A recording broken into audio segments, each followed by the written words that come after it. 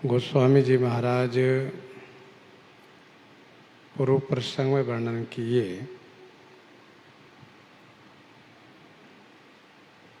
श्री राम जी की सेना के बड़े बड़े सुभट लोग तथा लंका के बड़े बड़े सुभट लोग अपनी अपनी जोरी देख करके सब भीड़ गए हैं और श्री लक्ष्मण जी और मेघनाद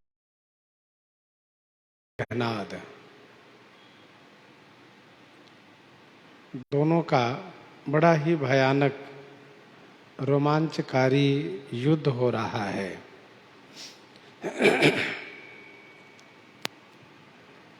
जैसे सभी योद्धा लोग युद्ध कर रहे हैं वैसे ही श्री लक्ष्मण जी और मेघनाद भी युद्ध कर रहे हैं। न तो लक्ष्मण जी जीत पा रहे हैं और न मेघनाद। मेघनाद राक्षस है, छल कर रहा है, अनीति कर रहा है।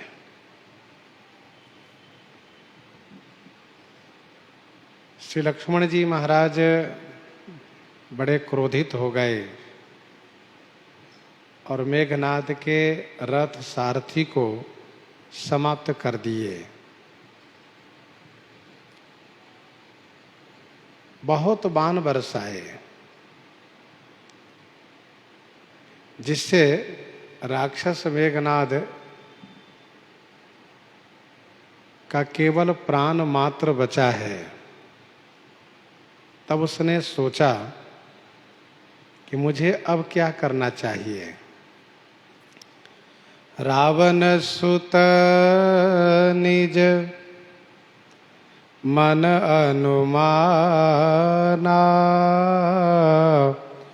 संकट भयउ हरहि मम प्राणा। रावण सुत निज मन अनुमाना संकट भयउ हरहि मम प्राणा। रावण के बेटा है। इसने मन में सोचा कि भारी संकट आ गया, अब तो मेरे प्राण को ये हर लेंगे। गोस्वामी जी ने कहा रावण सुत है। जिस प्रकार से रावण सबको रुलाया है वैसे ही यह श्री राम जी की सेना में सबको रुलावेगा। जो इसके पास शक्ति है वह अमोघ शक्ति है। उस शक्ति को चलाना नहीं चाहता था, परंतु मेघनाद ने सोचा कि शक्ति को रखकर ही हम क्या करेंगे जब मर जाएंगे। तो इन्हीं दिनों के लिए तो शक्ति रखनी चाहिए। तब उसने वीर घातनी छाड़े से सांगे तेज पुंज लक्ष्मण उर लागे। शक्ति का नाम है वीर घातनी। जथा नाम तथा गुण भी है इसमें, वीर को नाश कर देती हैं। वीर घातनी नामक सांगी माने शक्ति को मेघनाद ने चला दिया। वह शक्ति तेज पुंज है, तेज से संपन्न है, तेज युक्त है। श्री लक्ष्मण जी के हृदय में जाकर के लग गई।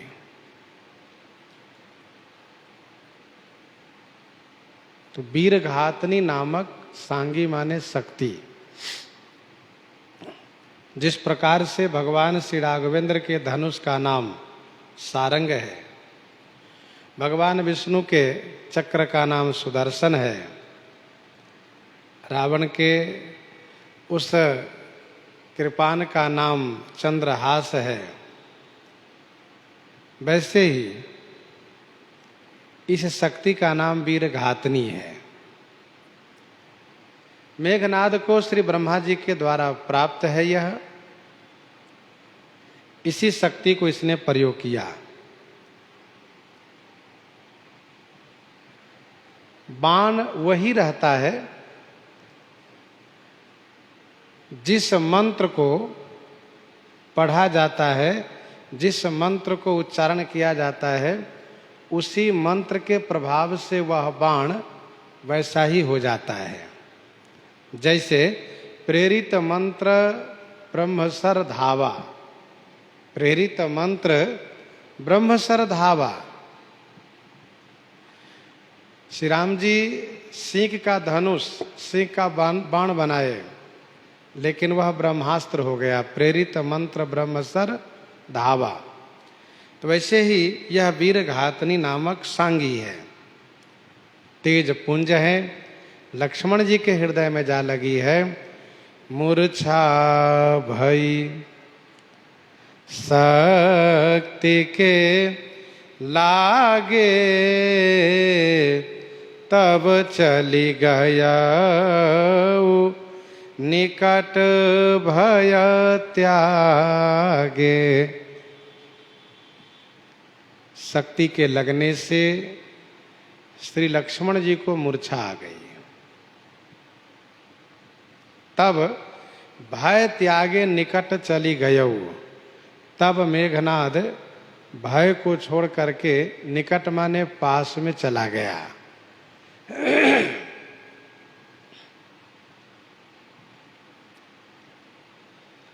मूर्छा भई शक्ति के लागे। श्री लक्ष्मण जी ने उस शक्ति के जो सम्मान है, मान है, उसको रखा। जैसे जौन ब्रह्म सर मानव महिमा मिटई अपार, श्री हनुमान जी महाराज उस ब्रह्मबान के मान को रखे हैं, वैसे ही श्री लक्ष्मण जी ने इस वीरघातनी सांगी माने शक्ति के मान को इन्होंने रखा। वैसे ये शक्ति अमोघ है, प्राण को नष्ट करने वाली है। लक्ष्मण जी को मूर्छा आ गई। जब श्री लक्ष्मण जी को मूर्छा आ गई, तब मेघनाद को लगा कि अब यह कुछ नहीं कर सकता है, इसलिए निर्भयता के साथ पास में चला गया। मेघनाद को विश्वास है कि इस शक्ति के द्वारा बच नहीं सकते, मर गए हैं अथवा मर जाएंगे, अब इनके द्वारा कुछ भी नहीं हो सकता। तो पास में क्यों आया? पास में इसलिए आया कि इनको उठा करके मैं लंका ले जाऊंगा। जब लंका लेकर के पहुंचूंगा तो पिताजी को बड़ी प्रसन्नता होगी। मैंने जो पिताजी को आश्वासन दिया था कि कौतुक प्रात देखी हूं मोरा, तो वह कौतुक पिताजी देखेंगे, बड़े खुश हो जाएंगे।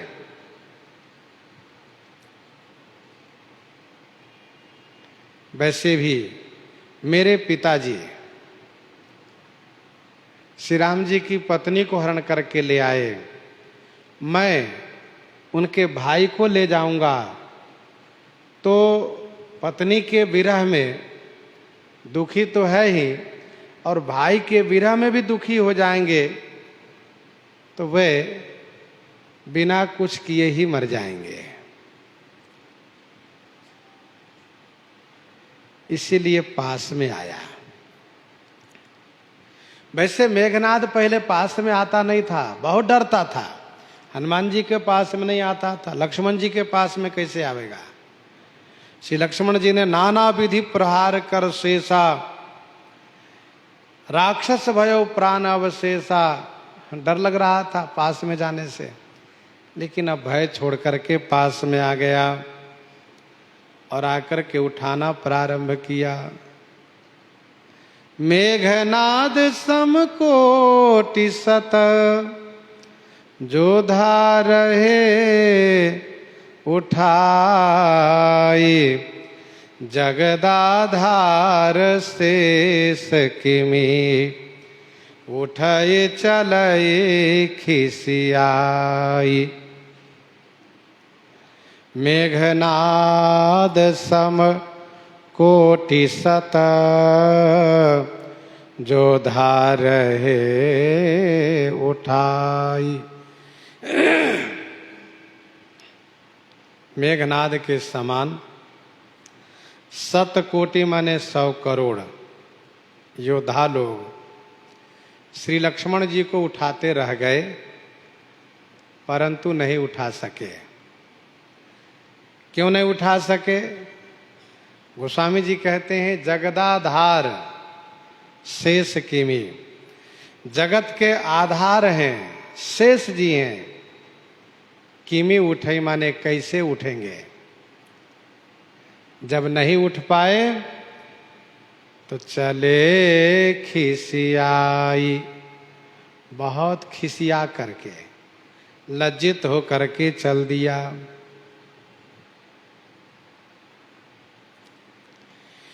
मेघनाद समकोटि सत जोधा रहे उठाई।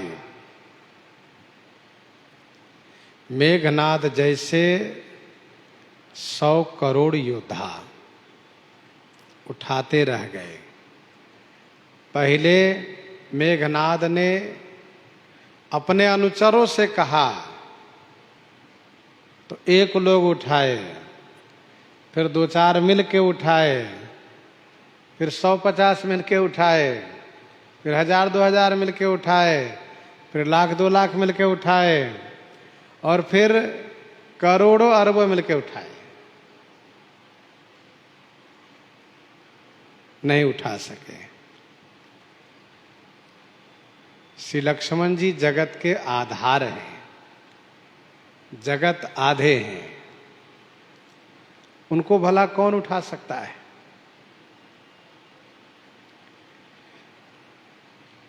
लक्षण धाम राम प्रिय सकल जगत आधार। लक्षण धाम राम प्रिय सकल जगत आधार, संपूर्ण जगत के आधार हैं श्री लक्ष्मण जी। और दूसरी बात यह है कि शेष हैं, जो सहस शीस अहिस महीधर, लखन सचराचर धनी। जो सहस शीस अहिस महीधर, जो शेष जी संपूर्ण पृथ्वी को अपने सिर पर, 1000 सिर में से किसी एक सिर पर रजकण के समान धारण किए रहते हैं, उन शेष को कैसे उठा सकते हैं? ब्रह्मांड भुवन विराज जाके एक सिर जिमि रजकनी। मेघनाद लज्जित हुआ, खिसियाया कि बताओ उठता ही नहीं, जाओ नहीं उठे पड़े रहो। लज्जित होकर खिसिया करके चल दिया। भगवती श्री पार्वती जी को इस बात को लेकर के शंका हो गई, क्या लक्ष्मण जी सचमुच मूर्छित हो गए हैं? क्या सचमुच मरणासन पर पड़ गए हैं? तो भगवान शिव इस संभावित शंका को देखते हुए संबोधन किए कि सुनु गिरिजा क्रोधानल जासु जारई भुवन चारि दस आसु। हे गिरिजा सुनिए, जासु क्रोधानल, जिनके क्रोधानल माने क्रोध रूपी अग्नि, आसु चारि दस भुवन जा रही। आसु माने शीघ्रता से, शीघ्रता में। चारि दस भुवन माने 14 भुवन को जला सकती है। हे गिरिजा, जिनके क्रोधाग्नि 14 भुवन को बड़ी शीघ्रता में जला सकती है।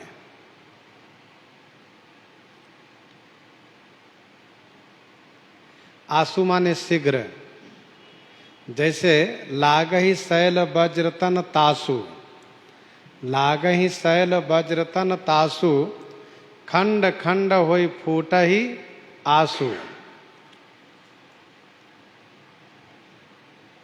14 भुवन है, 7 ऊपर है, 7 नीचे है।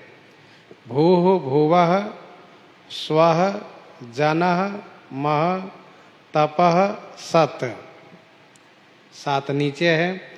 अतल बीतल सुतल तलातल रसातल महातल और पाताल, ये 14 भुवन है। इसको बहुत शीघ्र जला देती हैं। प्रलय काल में शेष जी अपने हजारों मुख से अग्नि की ज्वाला निकालते हैं। उसी में ब्रह्मांड जल के भस्म हो जाता है। कवितावली सुंदरकांड 20 पद में गोस्वामी जी ने लिखा भी है, जुग खट भानु देखे, जुग खट भानु देखे, प्रलय कृषाणु देखे, शेष मुख अनल बिलो के बार बार है, शेष मुख अनल बिलो के बार बार है। तो सुनु गिरिजा क्रोधानल जासु, जारई भुवन चारि दस आसु। जिनकी क्रोधाग्नि 14 भुवन को बड़ी शीघ्रता से जला देती हैं, उन श्री लक्ष्मण जी को सक संग्राम जीति को ताही, सक संग्राम जीति को ताही, सेवहि सुर नर अग जग जाहि। सक संग्राम जीति को ताही, सेवहि सुर नर अग जग जाहि। ताही संग्राम को जीति सक, ताही उन्हें संग्राम में कौन जीत सकता है। जाहि सूर नर अग जग सेवहि, जाहि जिन श्री लक्ष्मण जी को, जिन अनंत जी को, शेष जी को, सूर देवता नर मनुष्य, अग माने अस्थावर, जग माने जंगम, अस्थावर माने जड़, जंगम माने चेतन, अर्थात जिनको देवता मनुष्य जड़ और चेतन सब सेवा करते हैं, उनको भला कौन जीत सकता है। अर्थात भगवान शिव ने भगवती श्री पार्वती जी को आश्वस्त किया कि देवी लक्ष्मण जी को कुछ नहीं होगा। श्री लक्ष्मण जी केवल मूर्छित हैं, और वो भी सचेत मूर्छित है। ऐसा भी होता है क्या? कहा हाँ, मूर्छित भी और सचेत भी है। क्या प्रमाण है? भगवान शिव ने कहा, देखा देवी, मेघनाद समकोटि सत जोधा रहे उठाई। राक्षस लोग करोड़ों की संख्या में उठाते रह गए, उठे नहीं, हिले तक नहीं, और श्री हनुमान जी महाराज इनको फूल की तरह उठा के ले आए। इसका मतलब उनको पता है कि मुझे इस समय कौन उठा रहा है। श्री हनुमान जी के भाव भक्ति प्रेम को देखते हुए बिल्कुल हल्के हो गए, पुष्प के समान। तो श्री लक्ष्मण जी को कुछ नहीं होगा, परंतु युद्ध की शोभा है और उस वीर घातनी शक्ति का एक मान है, उस मान को लक्ष्मण जी स्वीकार किए हैं।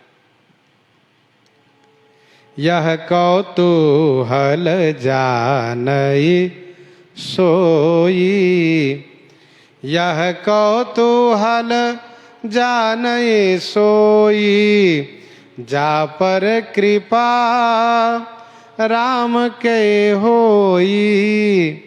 यह कौतूहल जानई सोई, यह कौतूहल जानई सोई। यह कौतूहल माने इस कौतुक को, इस कौतूहल को, इस खेल को, इस रहस्य को सोई जानई। कौन? जा पर कृपा राम कै होई, जा पर कृपा राम कै होई, जिन पर श्री राम जी की कृपा हो जाएगी।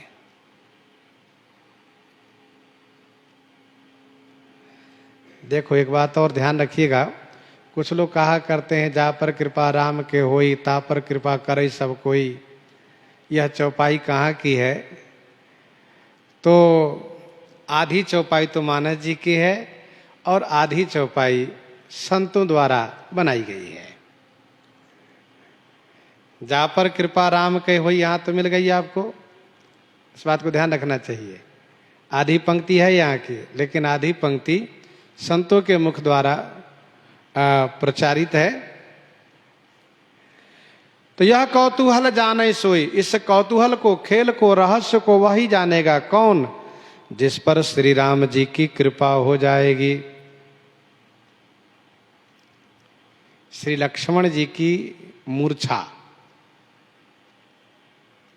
एक बहाना है और इसी बहाने से मकरी का उद्धार होना है, कालनेमी का उद्धार होना है।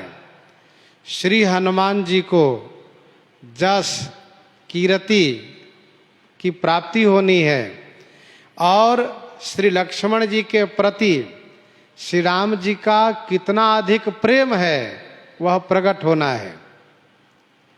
श्री राम जी में श्री लक्ष्मण जी का कितना प्रेम है यह तो अयोध्या कांड की कथा में सबने जाना, सबने समझा। अब ये देखना है कि श्री राम जी का श्री लक्ष्मण जी के प्रति कितना प्रेम है। श्री लक्ष्मण जी तो श्री राम जी के लिए सब कुछ परित्याग कर दिए, श्री राम जी इनके लिए क्या क्या परित्याग कर सकते हैं, कितने दुखी होते हैं, यह भी प्रकट होना है। तो जा पर कृपा राम कई होई, अर्थात सोई जानई जहि देहु जनाई, सोई जानई जहि देहु जनाई। श्री राम जी जिनको कृपा करके जनाते हैं वही जान पाता है। गोस्वामी श्री तुलसीदास जी पर श्री राम जी की कृपा है, इसलिए गोस्वामी जी जान गए। जही पर कृपा करहि जन जानी, कबीर अजिर न चावही बानी।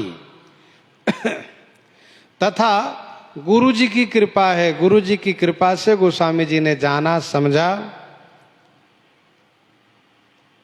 श्री गुरु पद नख मणिगण ज्योति, सुमिरत दिव्य दृष्टि ही होती। दलन मोह तम सो सप्रकाशु, बड़े भाग उर आवै जासु। उगरहि विमल विलोचन ही के, मिटहि दोष दुख भव रजनी के। और फिर सूझहि रामचरित मणि मानिक। ये गुरु जी कृपा से। गोस्वामी जी प्रसंग को आगे बढ़ाते हुए कहते हैं,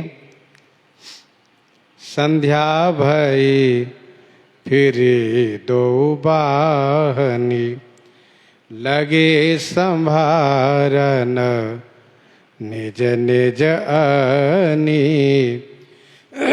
संध्या भई फिरी दो बाहिनी। संध्या हो गई, दो वाहिनी फिरी। वाहिनी माने सेना, दोनों तरफ की सेना वापस हुई। युद्धपति लोग, सेनापति लोग निज निज अनी संभारन लगे। निज निज अनी माने अपनी अपनी सेना को संभालने लगे, देखभाल करने लगे, गिनती करने लगे, यह जानने के लिए कि कितने लोग मारे गए और कितने लोग वापस आए। इसलिए लगे संभारन निज निज अनी। दोनों तरफ की सेना वापस हो गई है। संध्या होने पर युद्ध विराम कर दिया जाता है। वाहिनी माने सेना। अति विचित्र वाहिनी विराजी, वीर वसंत सेन जनु साजी।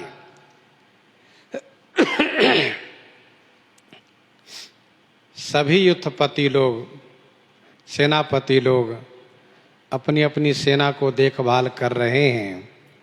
इसी बीच श्री लक्ष्मण जी को ना आए हुए देख करके व्यापक ब्रह्म अजित भुवनेश्वर, व्यापक ब्रह्म अजित भुवनेश्वर, लक्ष्मण कहाँ बोझ करुणा कर।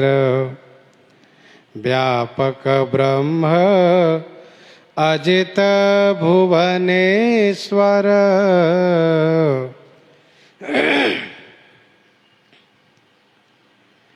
श्री राम जी से किसी ने कहा नहीं।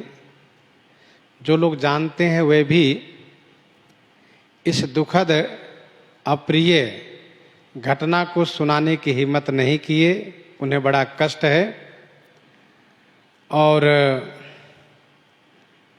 किसी ने कुछ कहा भी नहीं। श्री लक्ष्मण जी को जल्दी से आ जाना चाहिए था, आए नहीं। सेना लौट गई और सेनापति आ गए, परंतु लक्ष्मण नहीं आए। तो जो श्री राम जी व्यापक हैं, ब्रह्म हैं, अजित हैं, भुवनेश्वर हैं, करुणाकर हैं, उन्होंने बूझ माने पूछा लक्ष्मण कहाँ है। गोस्वामी जी महाराज कहना यह चाहते हैं कि श्री राम जी पूछ रहे हैं, इसका मतलब यह नहीं समझना चाहिए कि श्री राम जी जानते ही नहीं है। श्री राम जी पूछ रहे हैं मनुष्य लीला के अंतर्गत, और ईश्वरत्व में, ऐश्वर्य देश में तो सब कुछ जानते हैं। श्री राम जी व्यापक हैं, व्यापक होने के नाते सब कुछ जानते हैं। देश काल दिशि विदिशहु माही, कहूँ सो कहाँ जहां प्रभु नाही। श्री राम जी कहाँ नहीं है,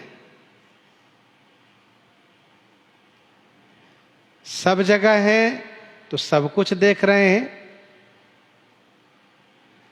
ब्रह्म है अर्थात बहुत बृहद हैं, अजित हैं, उन्हें कोई जीत नहीं सकता। और भुवनेश्वर हैं, भुवन के ईश्वर हैं, ब्रह्मांडाधिपति हैं, और साथ साथ करुणा कर हैं, करुणा की खान हैं। श्री राम जी बड़े ही दयालु हैं, बड़े ही कोमल हृदय हैं, भावुक हृदय हैं, दूसरों के दुख से तुरंत दुखी हो जाते हैं। करुणामय रघुनाथ गोसाई, बेगी पायहि पीर पराई। प्रभु ने कहा माधुर्य में कि लक्ष्मण नहीं आए अभी तक। तो जैसे ही प्रभु ने कहा कि लक्ष्मण अभी तक नहीं आए, किसी को कुछ कहना नहीं पड़ा। इसी बीच श्री लक्ष्मण जी को हनुमान जी लिए हुए आते दिखाई दिए। तब लगी लई आयऊ हनुमाना, अनुज देखि प्रभु अति दुख माना। तब लगी लई आयऊ हनुमाना। तब लगी माने तब तक श्री हनुमान जी श्री लक्ष्मण जी को लेकर आ गए।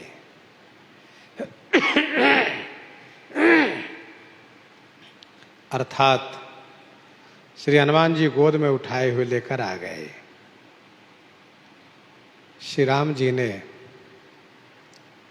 श्री लक्ष्मण जी को जब देखा कि बिल्कुल मरणासन पर हैं,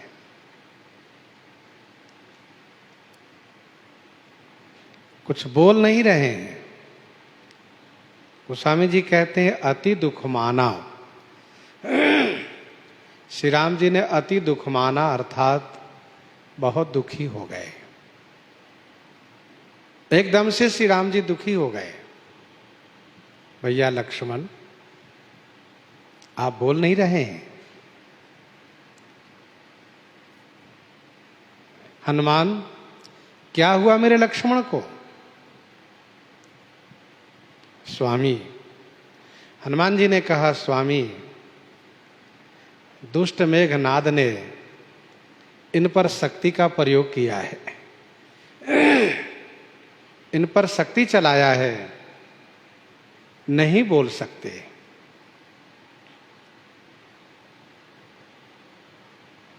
श्री राम जी बड़े दुखी हो गए, रोने लगे। क्या लक्ष्मण मुझे छोड़ करके चले गए? ऐसा नहीं हो सकता। मेरे फल खाने के बाद तुम फल खाते थे, मेरे जल पीने के बाद जल पीते थे,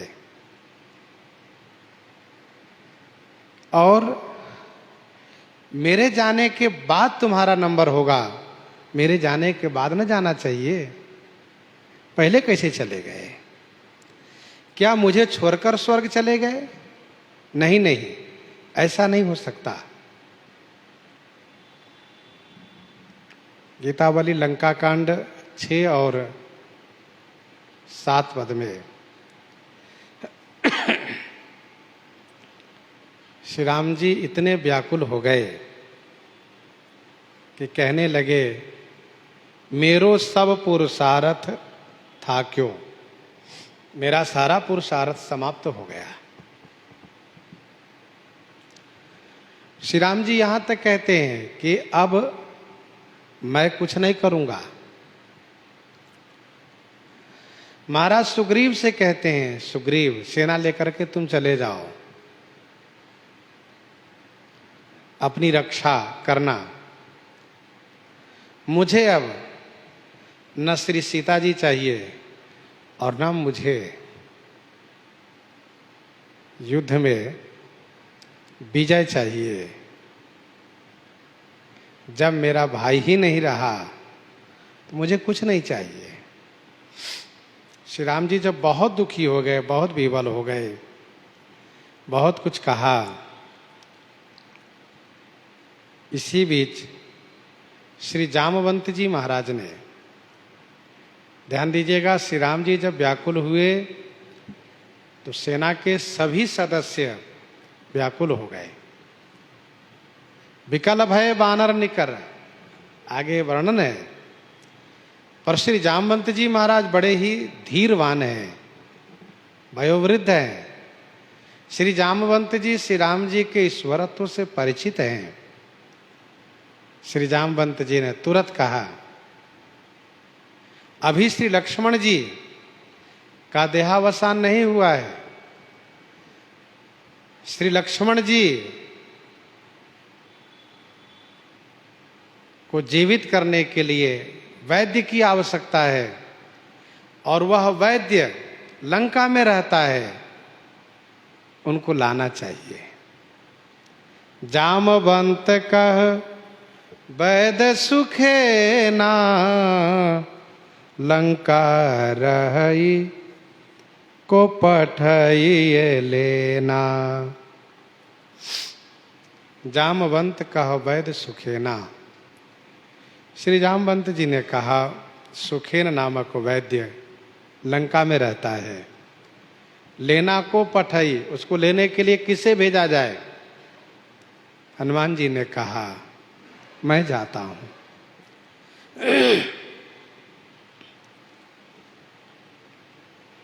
सुखेन वैद्य के बारे में विभीषण जी को बताना चाहिए था, परंतु विभीषण जी महाराज चुप रह गए, नहीं बोले। क्यों नहीं बोले?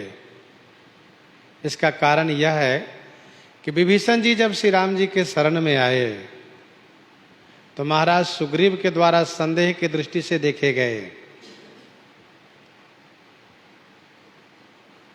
यद्यपि श्री राम जी इस बात को खंडन किए, शरण में ले लिए, यहां पर लक्ष्मण जी को शक्ति लगी है और लक्ष्मण जी के जीने और मरने की बात है। यहां पर जो परिस्थिति है उसको देखने से ऐसा लगता है कि जीवित हो पाएंगे या नहीं। बिल्कुल अचेत है लक्ष्मण जी महाराज। तो विभीषण जी महाराज ने सोचा कि शत्रु का वैद्य है सुखेन, कहीं ऐसा न हो कि वह शत्रु का पक्ष लेकर के, अर्थात अपने दशानन के पक्ष लेकर के और उपचार के जगह पर नुकसान न कर दे, कोई गलत दवा न दे दे। इसलिए विभीषण जी ने सोचा चुप रह जाना ही ठीक है।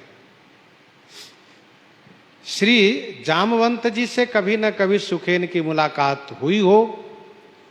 जामवंत जी महाराज सुखेन को जानते हैं। जामवंत जी यह भी जानते हैं कि डॉक्टर के हृदय में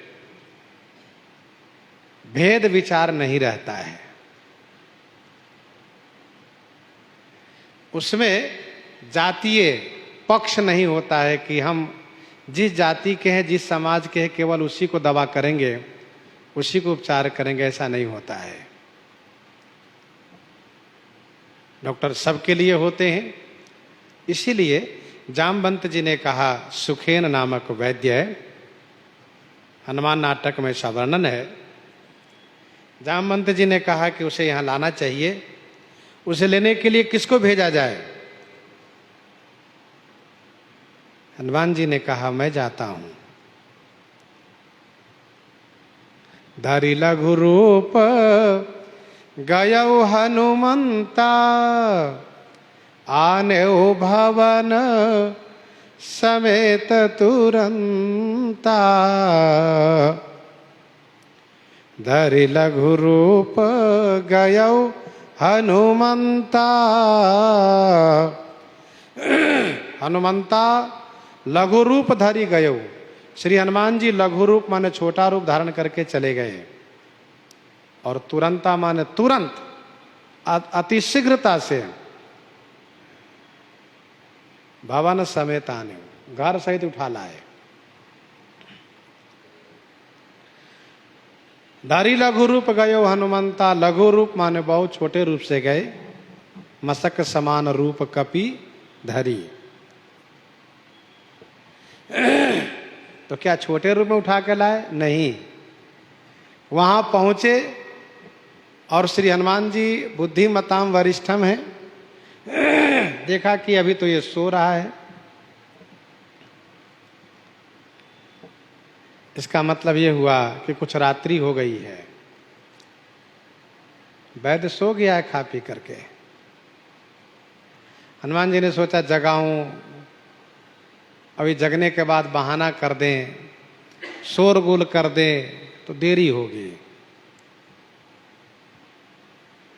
तो क्या सूक्ष्म रूप में इसके घर के भीतर चला जाऊं और इसके दरवाजे खोल करके इसको उठा के ले चलूं?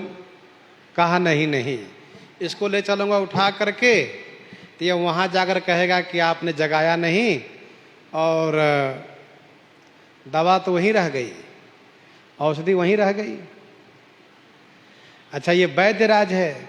वैद्य लोग प्रायः औषधि अपने उसी कमरे में रखते जहाँ सोते हैं, वो पूरा अपना जाल बिछाए रहते हैं। काफ़ी वर्ष पहले की बात है, जब दास छावनी में रहता था, तो एक बार तबीयत खराब हुई तो गुरुजी ने भेजा वहाँ पर, एक आयुर्वेद के वैद्य थे, उनके यहाँ उन्होंने भेजा। तो वहाँ जब दास पहुँचा तो देखा कि उनके बिस्तर के अलावा पूरे कमरे में दवा के डिब्बा डिब्बी और वो खलल और सब सामान वहीं रखे हैं, उसी में रखा हुआ है सब कुछ, पुस्तक भी सब रखे हैं। तो इसे लगा कि आयुर्वेद वाले प्रायः सब वहीं रखते हैं। तो हनुमान जी महाराज ने सोचा कि इसको लेकर चलूँगा तो ठीक नहीं होगा, तो भवन सहित ले चलो। हनुमान जी महाराज तुरंत विचार करते हैं, विचार करके उसे क्रियान्वित करते हैं। ऐसा नहीं सोचते रह जाते हैं, सोचते सोचते में रात्रि बिता ले सो नहीं। तुरंत मन में बात आई और तुरंत उठाया, बड़े हो करके, जैसे मुठका एक महाकपि हनी, तो महाकपि होकर के भवन में हाथ लगाया, उठाया, लेके चल दिए। यदि कोई कहता हो कि यदि कोई पीछा करे तो हनुमान जी के पीछा कोई नहीं कर सकता, क्योंकि इनकी गति के आगे गरुड़ जी भी लज्जित होते हैं, पवन देवता स्वयं हार मानते हैं, फिर किसकी हिम्मत है कि इनका पीछा करें। अच्छा, मान लो कोई पीछा करे भी तो जो पीछा करने वाले हैं उनको पता है कि ये कौन है, हनुमान जी है। हनुमान जी से सब डरते हैं, इसीलिए हनुमान जी महाराज घर सहित लेकर चल दिए, भवन सहित लेकर चल दिए, और किसी ने कोई अवरोध नहीं किया। राम पदार विंद सिर नायऊ आई सुखेन, कहा नाम गिरि औषधि जाहु पवन सुत लेन। सुखेन आई, राम पदार विंद सिर नायु। सुखेन आकर के श्री राम जी के पदार विंद चरण कमल में सिर नवाया। गिरी का नाम लिया, औषधि का नाम लिया, और सुखेन ने ही कहा, हे पवन सुत, आप ही जाइए, आप ही ला सकते हैं। जाहु पवन सुत लेन, आप लेने के लिए जाइए। अथवा तो जामवंत जी ने कहा, हनुमान जी, हो हनुमान जी, कवन सो काज कठिन जग माही, जो नहीं होई तात तुम पाही। जाइए। हनुमान जी ने कहा, अभी मैं तुरंत गया। राम पदार विंद सिर नायऊ आई सुखेन। हनुमान जी महाराज ने महल ला के यहाँ रखा। हनुमान जी भवन सहित लेकर चले, बढ़िया हवा लगी, गाढ़ी नींद आ गई। यहाँ पर आने के बाद जगाया हनुमान जी ने, उठिए उठिए वैद्य जी, दरवाजा खोलिए। और वैद्य जी ने दरवाजा खोला, द्वार खोला। जामवंत जी ने कहा, सुखेन, राम राम भैया, हम कहाँ पर है? अरे आप श्री राम जी के सन्मुख हो, निकलो द्वार से बाहर आओ। और सुखेन घर से बाहर निकला, श्री राम जी के चरण कमल में प्रणाम किया। जय हो, मेरा सौभाग्य उदय हुआ कि दर्शन हुआ। जामवंत जी ने कहा, वो तो ठीक है, लक्ष्मण जी मूर्छित है, बताओ कैसे ठीक होंगे? तो सुखेन ने कुछ क्षण विचार किया, मेरे पास जो औषधि है उससे भी उपचार करूंगा तो रावण मुझसे नाराज होगा कि देखो मेरे इतने बेटे मारे गए, किसी के लिए इसने उपचार नहीं किया, और शत्रु के भाई के लिए ये बड़ा डॉक्टर बन गया, तुरंत दवा करना शुरू कर दिया, तो वो तुरंत मार डालेगा जब मेरे बारे में जानेगा तो। और श्री राम जी परमात्मा है, श्री राम जी सक्षम है, और श्री राम जी के पास श्री हनुमान जी हैं, इनके लिए कोई भी काम असंभव नहीं है। तो वैद्य ने सोचा कि क्यों न इनसे औषधि मंगवाऊं, फिर उपचार करूं। यदि कल रावण मुझे कहता है अथवा कोई भी कहता है तो मैं कहूंगा जाओ लेकर आओ तुम भी। 60 लाख योजन पर है, 60 लाख योजन दूरी पर है यह औषधि, कैलाश पर्वत के पास। लेकर आओ रातों रात, किसी की हिम्मत ने कोई ला नहीं सकता है। गीतावली लंका कांड 9 पद में गोस्वामी जी ने लिखा, गीतावली लंका कांड 9 पद में, जिये कुंवर निशी मिलई मूलिका किन्हीं विनय सुखेन। सुखेन ने विनम्रता पूर्वक कहा, यदि सूर्य उदय के पूर्व यदि संजीवनी जड़ी की प्राप्ति हो गई तब तो राजकुमार लक्ष्मण जीवित हो जाएंगे, नहीं तो इनको बचाया नहीं जा सकता। स्पष्ट किया। सुखेन से पूछा ये औषधि कहाँ है? कहा द्रोण गिरी पर, द्रोणाचल पर। ये द्रोणाचल कहाँ है? कहा यहां से 60 लाख योजन दूरी पर है।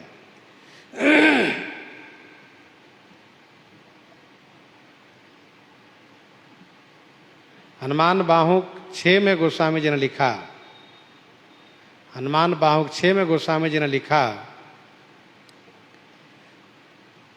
कि द्रोण सो पहाड़ लियो ख्याल ही उखारी कर। द्रोणाचल पर्वत को खेल में ही हनुमान जी उखाड़ लिए। द्रोण सो पहाड़ स्पष्ट नाम आया है। हनुमान जी महाराज ने पूछा औषधि का नाम, तो 4 औषधि का नाम बताए हैं वैद्य। विशाल्यकर्णी, विशाल्यकर्णी नामक औषधि वह है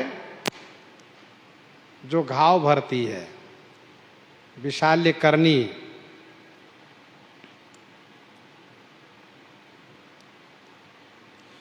दूसरा है सवर्णकर्णी, सवर्णकर्णी जिससे शरीर पूर्ववत हो जाता है। तीसरा है संजीव करनी, संजीव करनी जिसको संजीवनी कहते हैं, संजीव करनी वह औषधि जीवित कर देती है।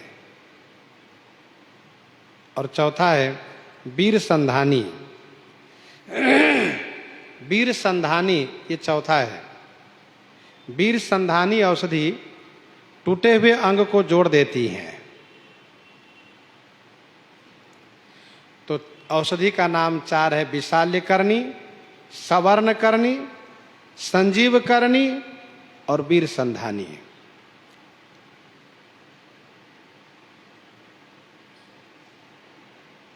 अन्य रामायण में अन्य जगह वर्णन है। जामवंत जी ने पूछा कि इस पर्वत से औषधि लाने में कौन कितना समय लगा सकता है? तो निज निज बल सब काहू भाखा, सब ने कहा अपना अपना बल। किसी ने कहा 8 दिन लगेगा, किसी ने कहा, अब 8 दिन ने कहा तो जामवंत जी ने कहा चुप रहो इसी में भला है। किसी ने कहा दिन रात लगेगा, उनसे भी कहा चुप रहिए, रात्रि भर की बात कीजिए। तो किसी ने कहा पूरी रात्रि लग जाएगी। अरे जब पूरी रात्रि लग जाएगी, सूर्य उदय के पूर्व आ पाओगे? कहा संदेह मन में। कहा चुप रहो। तब चुप हो गए सब, क्योंकि सुखेन ने स्पष्ट किया है सूर्य उदय के पूर्व औषधि चाहिए, तभी इनको जिलाया जा सकता है। और चारों औषधि आ जाए तो और अच्छी बात है। वो विशाल्य करनी है, सवर्ण करनी है, संजीव करनी है, वीर संधानी है, उसको ले आइए। जब सब चुप हो गए तो श्री जामवंत जी ने हनुमान जी की ओर देखा, आप कितना समय लेंगे? हनुमान जी ने कहा महाराज मैं विशेष क्या कहूं, ज्यादा नहीं कहूंगा। चूल्हे पर कढ़ाई हो, कढ़ाई में तेल हो और वह तेल अग्नि की आंच से उबल रहा हो, खौल रहा हो, और उसमें सरसों के दाना आप छोड़िए, और सरसों के दाना जब आप छोड़ेंगे तो वो बोलेगा चट मैं आऊंगा फट। जामवंत जी ने कहा, हनुमान जी आपसे मुझे यही उम्मीद है, यही विश्वास है, इसलिए जाहु पवन सुत लेन। हनुमान जी महाराज, तो हनुमान नाटक में स्पष्ट ये सब कहा गया है। रामचरण सरसिज उर राखी, चला प्रभंजन सुत बल भाखी। रामचरण सरसिज उर राखी। श्री रामचरण सरसिज, श्री रामचरण सरसिज माने कमल, श्री रामचरण कमल को उर राखी माने हृदय में रख के, प्रभंजन सुत, प्रभंजन सुत श्री हनुमान जी। ये प्रभंजन 49 वायु में से एक वायु का नाम है। प्रभंजन सुत श्री हनुमान जी, पवन पुत्र श्री हनुमान जी। बल भाखी माने अपना बल कह करके चला माने चल दिए। श्री हनुमान जी श्री राम चरण कमल को हृदय में रख करके अपने बल को बखान करके चल दिए।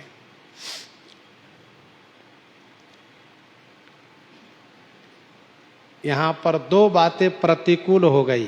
क्या? एक तो यह कि इन्होंने अपना बल कहा, दास को, सेवक को स्वामी के बल से निश्चिंत रहना चाहिए, कभी उनके सामने अपना बल नहीं कहना चाहिए कि मैं इतना बड़ा बलवान हूं। और दूसरी बातें प्रतिकूल ये हुई कि चलने के उमंग में प्रणाम नहीं कर पाए, प्रणाम करना भूल गए। श्री राम चरण सरसिज और राखी, इसलिए आए सकुशल, लेकिन जो बल भाखे, अपना बल कहें और प्रणाम करना भूल गए, इसलिए तमाम समस्याओं का सामना करना पड़ा, आने में देरी भी हुई। नहीं तो श्री हनुमान जी ने जो कहा था वही होता, सरसों के दाना बोलता चट आ जाते फट। हनुमान जी ने अपना बल कहा, चला प्रभंजन सुत बल भाखी।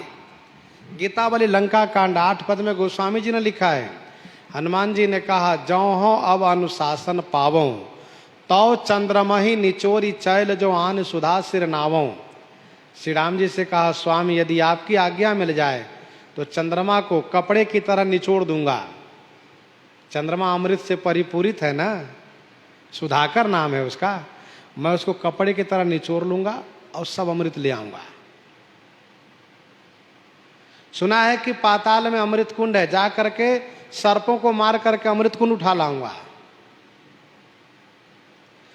और यदि सूर्य उदय होने से लक्ष्मण जी के प्राण निकलने का भय है तो सूर्य को मैं ब्रह्मांड फोड़ करके बाहर निकाल दूंगा, और जहां से निकालूंगा वहीं राहु को बैठा दूंगा, सूर्य को अंदर मत आने देना। और यदि वैद्यराज की बात है तो अश्विनी कुमार को मैं जबरदस्ती उठा कर ले आता हूं, आकर के उपचार करेंगे। और इतना ही नहीं, यदि मृत्यु से भय है तो सरकार मृत्यु को चूहे की तरह पकड़ करके और पटक के मार देता हूं, आज के बाद किसी की मृत्यु नहीं होगी। श्री राम जी ने कहा, हनुमान जी आप सब लायक हो, सब कुछ कर सकते हो, लेकिन ये सब करने की आवश्यकता नहीं है, बस केवल सुखेन वैद्य ले आओ आप, सुखेन वैद्य। ये गीतावली में वर्णन है।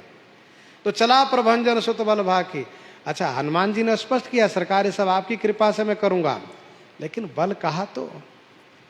और हनुमान जी महाराज में वो सामर्थ्य है, जैसे समुद्र के तट पर जब आवेश में आ गए तो हनुमान जी गरजने लगे और कहा कि सुनिए, मैं सागर को खेल में लांग जाऊंगा, सहायकों के सहित रावण को मार डालूंगा, त्रिकुटाचल को उखाड़ के यहां ले आऊंगा।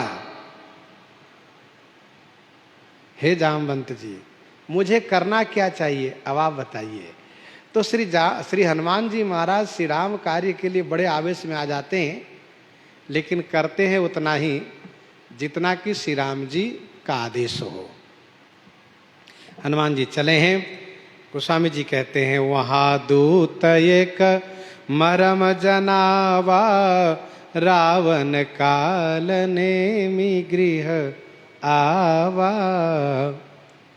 रावण भी गुप्तचर लगा रखा है, देखो और बताया करो, एक एक पल की बात बताना, सुनो, तुम वहीं रहना और इनके द्वारा संदेश भेजा करना। इन सबको वहीं गुप्तचरों को लगा दिया कि क्या करते हैं श्री राम जी, क्या करते हैं तपस्वी, क्या करते हैं, कैसे इनको उपचार करते हैं, क्या होता। बस रात्रि भर की बात है, क्योंकि रावण ने मेघनाथ से पूछा, बेटा मेघनाथ ये बताओ, माना कि न मरा हो तो कब तक मर जाएगा। तो कहा पिताजी न मरा हो तो सूर्य उदय होते ही मर ही जाएंगे। कहा तब तो कोई बात नहीं है, रात्रि भर उसको किसी तरह से इसी अवस्था में रखना है। लेकिन दूत ने आकर कहा महाराज क्या हुआ। महाराज वो जो हनुमान जी जिन्होंने लंका जलाई है ना, हाँ तो अरे वह तो सुखेन वैद्य को घर से तो उठा ले गया। सुखेन ने क्या किया, दवा किया। कहा नहीं, उसने पर्वत और औषधि का नाम बताया और वही हनुमान जी लेने गए हैं, द्रोणाचल पर्वत से औषधि लेने गए हैं। अच्छा तो ठीक है, कोई बात नहीं। रावण तुरंत कालनेमी के घर आया। गोस्वामी जी नाम क्या दिए, रावण। ये कालनेमी को रुलावेगा। रावण कालनेमी गृह आवा, कालनेमी के घर आया।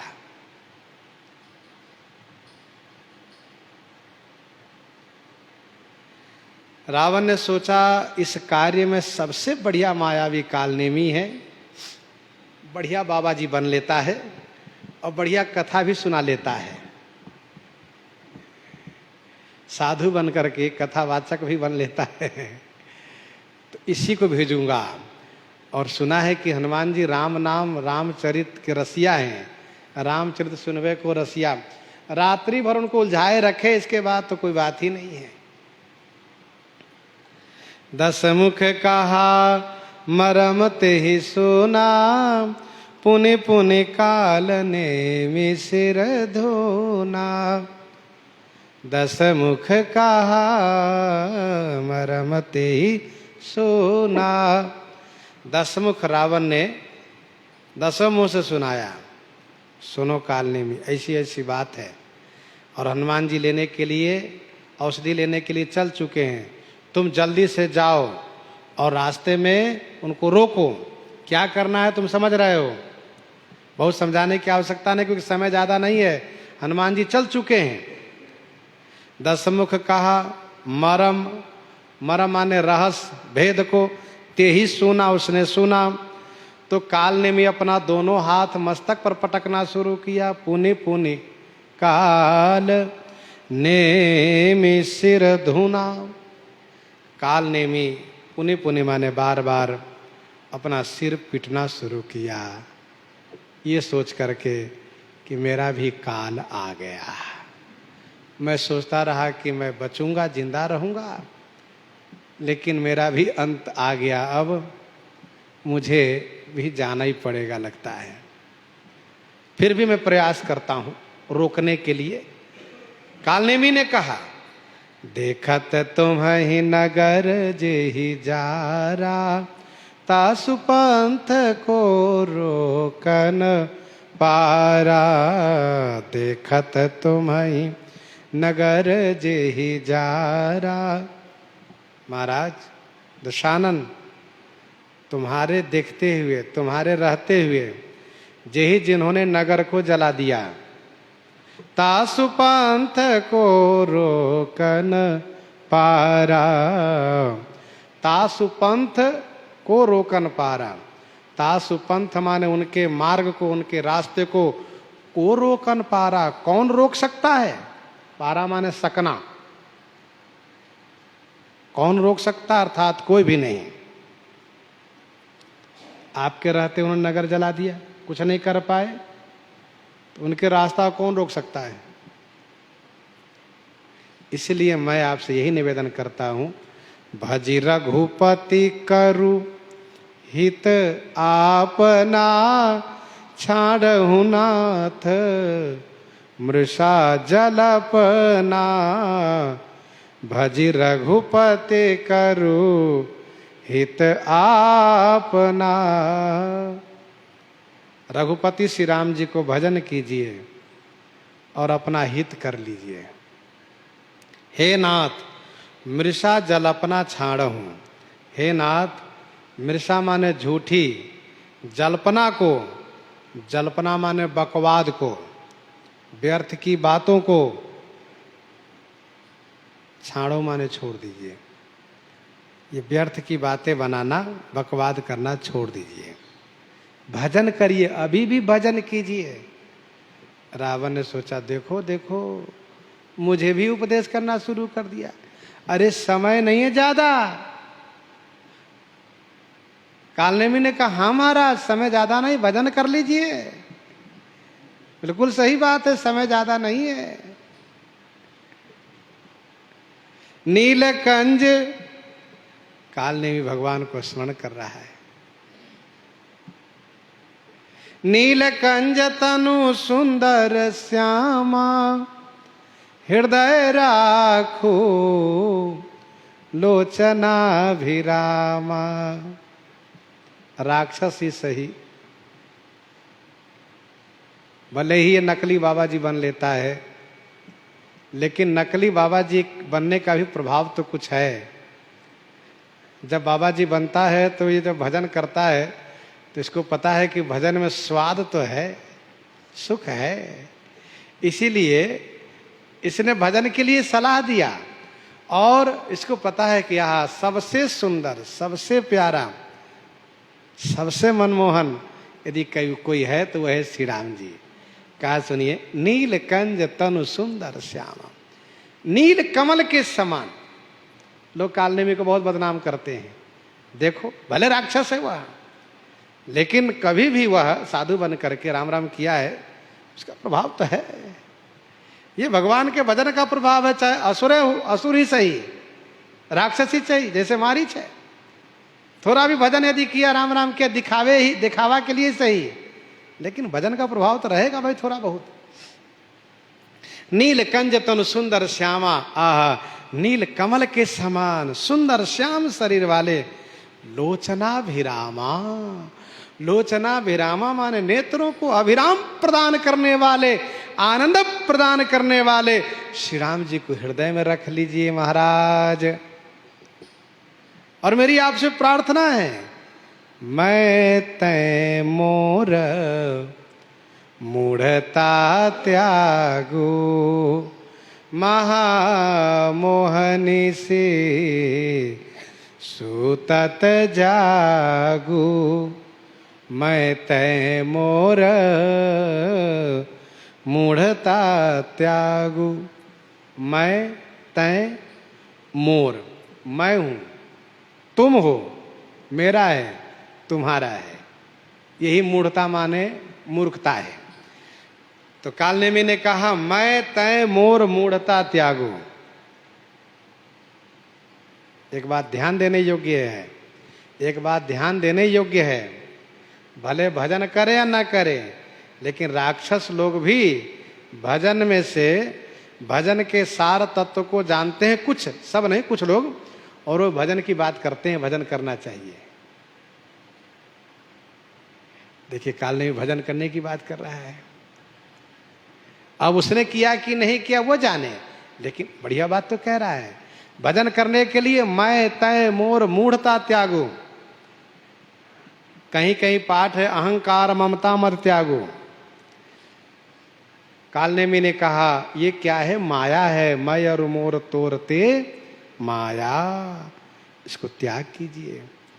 महामोह निशिशु तत जागु। महामोह रूपी निशि माने रात्रि में सोते हुए से जग जाइए। बहुत सो लिए आप, मैं आपसे कह रहा हूं समय ज्यादा नहीं, जग जाइए अभी भी। मोह निशा सब सोव निहारा, देख ही सपन अनेक प्रकारा।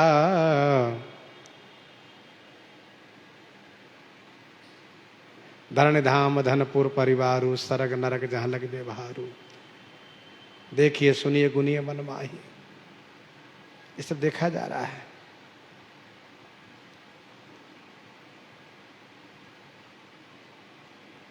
परिहरि मान मोह मद भजहु कौशलाधीश।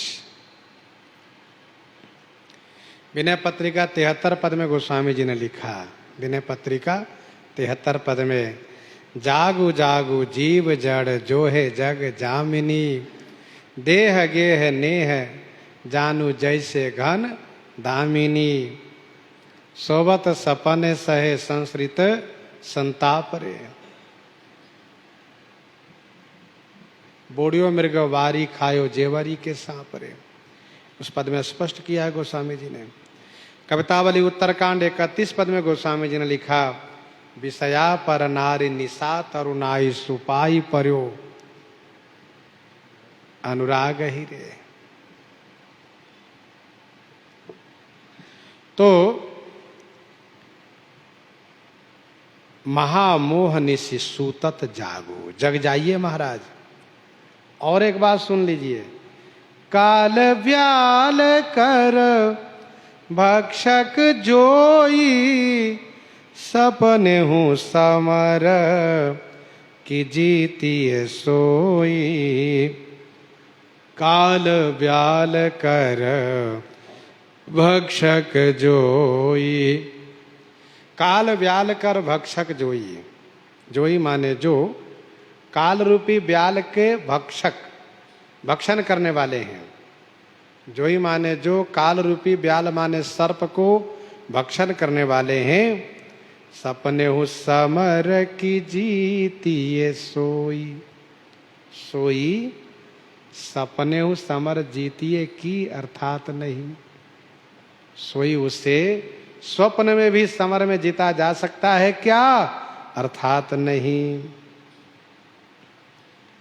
श्री राम जी को जीतने की सपना देखना बंद कर दीजिए। जो काल रूपी सर्प को भक्षण करने वाले हैं, जो काल व्याल रूप है, जो पूरे ब्रह्मांड को भक्षण करता है, उसको भी भक्षण करने वाले हैं। तात राम नहीं नर भूपाला, भुवनेश्वर कालहु कर काला। अग जग जीव नाग नर देवा, नाथ सकल जग काल कलेवा। अंड कटा अमित लयकारी, काल सदा दुरति क्रम भारी। सपने उस समर की जीतिए सोई, सुनि दस कंठ रिसा नयति। तेहि मन कीन विचार, रामदूत कर मरौ बरु। यह खल रत मल भार। सुनि दस कंठ रिसा नयति, यह सुनकर के 10 कंठ 10 कंधर रावण अति रिसान। अति रिसान माने बहुत गुस्सा किया, बहुत क्रोध किया। तही मन कीन्ह विचार, तेही उस काल नेमी ने मन में विचार किया। रामदूत कर मरऊ बरु, यह खल रत मल भार। अब तो मेरा मरना निश्चय हो गया, इसके हाथ से नहीं मरूंगा। यह खल, यह दुष्ट है। मल भार रत, मल भार, मल माने पाप के, भार माने बोझ। पाप समूह में, रत माने अनुरक्त है, डूबा रहता है। इसीलिए इसके हाथ से नहीं मरूंगा, इसके हाथ से मर करके मुझे नरक नहीं जाना है। तो बरु माने भले ही राम दूत कर मरो। श्री राम दूत के कर माने हाथ से मरूंगा, इसके हाथ से नहीं। उभय भांति देखा निज मरना, तब ताके सी रघुनायक सरना।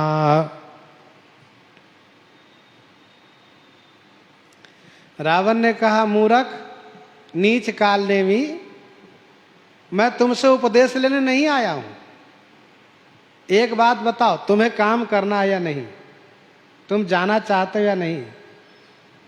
साथ साथ ये भी ध्यान रखना, मेरे हाथ में देख रहे हो ना चंद्रहास, ये कृपान देख रहे हो ना किए तुरंत में मारा तुम्हें, तुम्हें जिंदा नहीं छोड़ूंगा।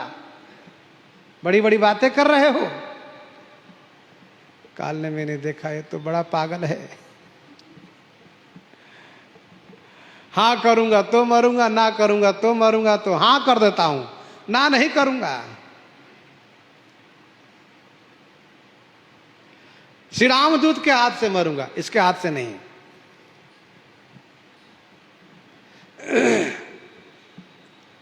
काल ने मैंने इस बात को समझा, ये मारेगा तो जमदूत घसीटते ले जाएंगे, बहुत कष्ट देंगे। नीच है ये, इसका मतलब नीच के हाथ से मरना भी ठीक नहीं है। कोई पुण्यात्मा सुकृतिवान मारे तो फिर अच्छी बात है।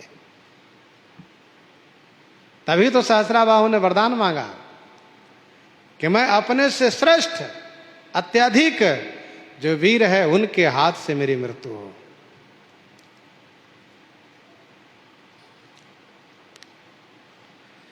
अस कही चला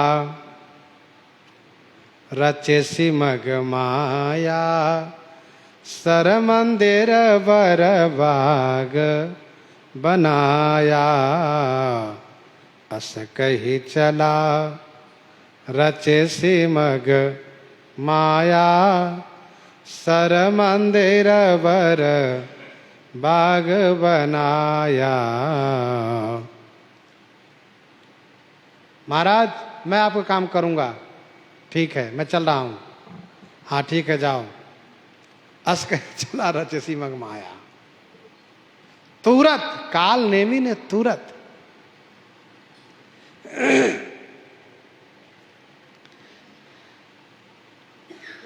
दुष्टों के पल्ले पड़ने से तुरंत बदलना पड़ता है।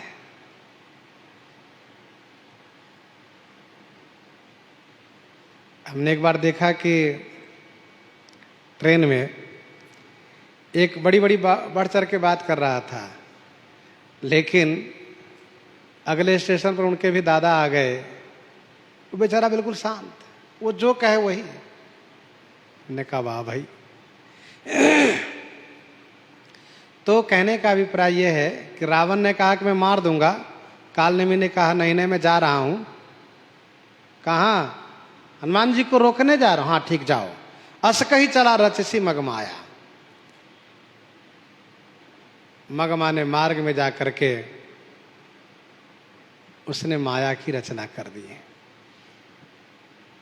सर मंदिर बरबाग बनाया, सर मंदिर बरबाग बनाया। सर सरोवर, मंदिर, बर्मा ने श्रेष्ठ बाग को बनाया।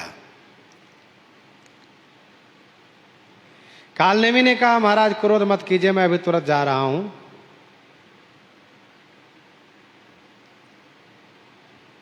और कालनेमी ने जैसे चला वैसे तुरंत माया का संचार किया। हनुमान जी की गति थोड़ी धीमी होने लगी और बाहर कालनेमी। हनुमान जी के चलने के बाद रावण ने इनसे कहा और ये चल करके हनुमान जी के आगे जाकर के रोकने का प्रबंधन कर लिया।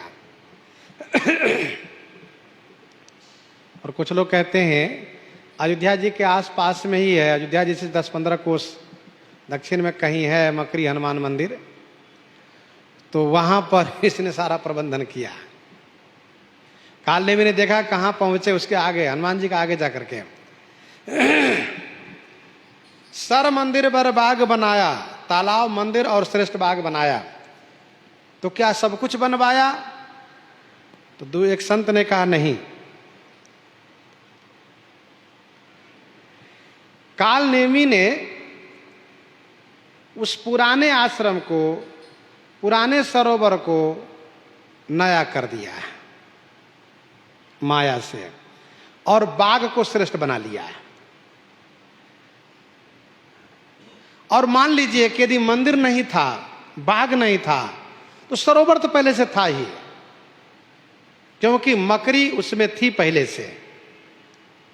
यद्यपि कुछ लोग कहते हैं कि सरोवर भी, तालाब भी नया बनाया है, और जब जल आकर्षण किया, जल को शोषण किया, खींचा, तो उसमें मकरी आ गई।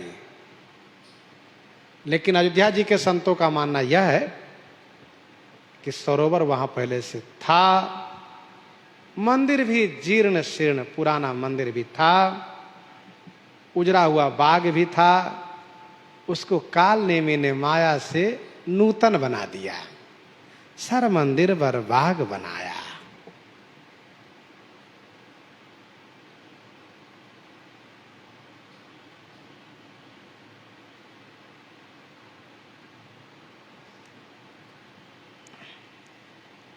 सर मंदिर बर बाग बनाया, क्योंकि साधु बनकर के बैठना है ना, तो साधु बनकर के बैठना है तो साधु के लिए आश्रम चाहिए, जलाशय चाहिए, बाग बगीचा चाहिए। ये साधु के आश्रम का पहचान है। उसमें पेड़ पौधे भी हो, मंदिर भी हो, और पर्याप्त जल की सुविधा भी हो। न नदी तो कम से कम तालाब तो चाहिए ही, न तालाब तो कम से कुआं तो चाहिए ही। साधु का कर्म कांड होता है, आचार विचार होता है अपना। मारुत सुत देखा शुभ आश्रम, मुनि बूझी जल पियऊं जाई श्रम। मारुत सुत देखा शुभ आश्रम। मारुत सुत पवन पुत्र श्री हनुमान जी ने शुभ आश्रम को देखा। हनुमान जी बहुत ऊपर नहीं है तो बहुत नीचे भी नहीं है, वहां से चल रहे जहां से कि दिखाई दे रहा है। और फिर हनुमान जी को थोड़ी थकान महसूस होने लगी और बड़ी जोर की प्यास लगने लगी, तो हनुमान जी कुछ नीचे होकर के उड़ने लगे, चलने लगे, यह सोचते हुए कि यदि कहीं जलाशय दिखेगा तो पानी पी लूंगा, फिर आगे बढ़ूंगा। हनुमान जी को प्यास लगती नहीं है। श्री सीता जी की खोज में चले थे तो कहीं प्यास नहीं लगी, कहीं थकान नहीं लगी। राम काज किन्हे बिनु मोहि कहाँ विश्राम। लेकिन आज थकान भी लगी है, प्यास भी लगी है। क्यों? क्योंकि चला प्रभंजन सुतबल भाखी। और ये भी ठाकुर जी की इच्छा है, क्योंकि मकरी का उद्धार होना है। नहीं तो बहुत ऊपर से हनुमान जी चले जाते, नीचे देखते ही नहीं। साधु को जब भूख लगती हो, प्यास लगती हो, तभी वह किसी घर की ओर देखते हैं कि चलो भिक्षा ले लें। नहीं तो साधु यदि अघाए हो, पाए हो प्रसाद, तो अपनी मस्ती में चले जाएंगे, छोड़ो। हनुमान जी को प्यास लगी, उन्होंने देखा बड़ा बढ़िया, बहुत सुंदर आश्रम है। मारुत सुत देखा शुभ आश्रम। और नीचे आए, देखा अरे एक महात्मा बैठे हैं, राम राम राम राम कर रहे हैं। बहुत बढ़िया महात्मा है। तब एवं मुनि बूझी, मुनि से पूछ करके जल पी लूंगा, मेरा श्रम चला जाएगा। ये सब श्री राम जी की इच्छा से हो रहा है। गोस्वामी जी कहते हैं, राक्षस कपट बेसता सोहा, मायापति दूत ही चह मोहा। राक्षस कपट बेस तह सोहा। तह राक्षस कपट वेश से सुशोभित है। तह माने वहां राक्षस कपट से बाबा बन करके सुशोभित हो रहा है। मायापति दूत ही चह मोहा। मायापति श्री राम जी के दूत को मोहित करना चाहता है। इसका विपरीत होगा, क्योंकि मायापति अपने दूत की रक्षा स्वयं करते हैं मायापति सेवक सन माया, करई त उलटी परई सुर राया। करई त उलटी परई सुर राया। सीम की चाप सकई को तासु, बड़ रखवार रमापति जासु। जाये पवन सुत नायउ माथा, लाग सो कहई राम गुण गाथा। पवन सुत जाई माथ नायो, हनुमान जी ने जाकर के मस्तक नवाए, प्रणाम किए। प्रणाम महाराज। आओ आओ पवन पुत्र बैठो। और लाग सो कहई राम गुण गाथा। सो राम गुण गाथा कहई लाग, वह तुरंत श्री राम गुण कथा सुनाना शुरू कर दिया। कालनेमी को मालूम है कि इनको श्री राम कथा में विश्राम मिलता है। सीताराम गुणग्राम पुण्यारण्य बिहारिणो, वंदे विशुद्ध विज्ञानो कवीश्वर कपीश्वरो। विनय पत्रिका 29 में गोस्वामी जी ने लिखा, विनय पत्रिका 29 में, जयति रामायण श्रवण संजात सजल नयन शिथिल बानी। जयति रामायण श्रवण संजात लोचन सजल। तो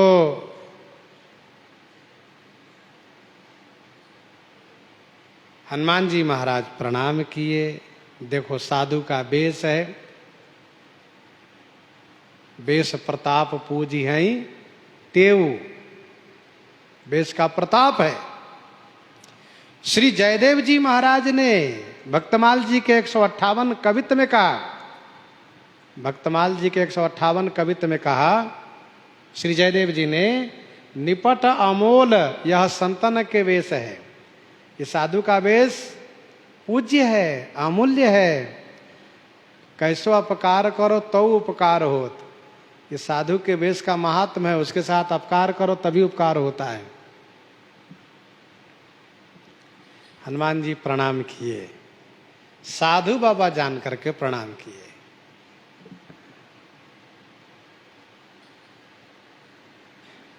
लाग सो कहे राम गुण गाथा, रामचरित सुनबे को रसिया हैं, सुनाने लगे। और ये कथावाचक कहाँ के हैं? लंका के हैं। नकली कथावाचक है, नकली साधु है। ये उस देश के कथावाचक है जहाँ के लोग कथा के विरोधी है। ते ही बहुविधि त्रास ही देश निकास ही, जो कह वेद पुराना। अच्छा, इसने कथा सुनाना शुरू किया तो पहले नाम किसका लिया? रावण का। देखो, जो जिस समाज का होगा वह उसी प्रकार से अपने समाज को महत्व देता है और फिर आगे कथा बाँचता है। वो जो श्री राम जी का भक्त नहीं होगा, श्री राम जी के दास नहीं होगा, वह कथा यदि कहेगा भी तो कहेगा क्या? राम कहा, राम गए। वो श्री लगाता ही नहीं, जी लगाना तो बहुत दूर की बात रही। एक बार किसी मंच से मैंने सुना, पूज्य संत श्री विद्या भास्कर जी महाराज, वे बहुत बड़े विद्वान हैं और प्रखर वक्ता भी हैं। तो उन्होंने कहा, आजकल लोगों को शर्म लगता है श्री लगाने में। अरे श्री राम जी कहो, क्या हानि है? और इस बात पर उन्होंने बहुत मजबूती के साथ प्रतिपादन भी किया और मानो उन्होंने फटकार लगाई। तमाम पत्रकार लोग, तमाम ऐसे ऐसे लोग, बुद्धिजीवी लोग बैठे थे। तो कहने का अभिप्राय यह है कि भाई जो जिस समाज को होगा वैसे तो बोलेगा। जो साधु महात्मा से, ठाकुर जी से जुड़ा हुआ होगा वह भगवान को अपना स्वामी मान करके, आहा, श्री राम जी, श्री ठाकुर जी, श्री रघुनाथ जी कहेगा। उन्होंने तो कहा जैसे लगता हो कि उसका नौकर है, कहता राम गया था। तो उस दिन हमें बहुत अच्छा लगा सुन करके कि बताओ महाराज जी बहुत बढ़िया बात कह रहे हैं। और इस तरह से जब कोई बड़े विद्वान लोग बोलते हैं तो उसका एक बड़ा महत्व होता है, बड़ा प्रभाव पड़ता है।